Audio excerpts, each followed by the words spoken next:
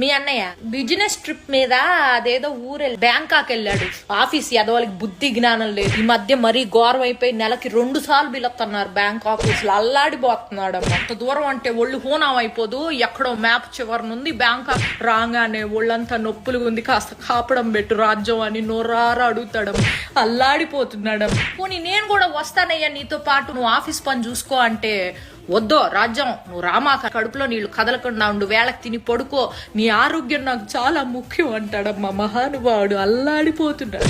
ఓ రోజైతే అర్ధరాత్రి పూట ఆఫీస్ నుంచి పూజ అనే అమ్మాయి ఫోన్ చేసి నువ్వు ఉన్న పళంగా రావాలి అర్జెంటుగా అని చెప్పేసేసరికి మనిషి ప్యాంటు చొక్కా వేసుకొని గబా గబా బయలుదేరిపోయాడమ్మా. తెల్లారొచ్చాక తెలిసింది ఆ పూజ అనే అమ్మాయి ఫోన్ చేయకపోతే ఉద్యోగం కాస్త ఊడిపోయేది. అల్లాడిపోతున్నాడమ్మా మనిషి. అసలు ఏమైంది తెలుసా, నేను పుట్టిన నుంచి వచ్చేటప్పటికి ఇంట్లో ఒక అమ్మాయి ఉంది. నాన్న నీ ఎవరండి ఈవిడే అని అడిగేసేప్పటికి అర్బన్ క్లాప్ నుంచి పిలిపించి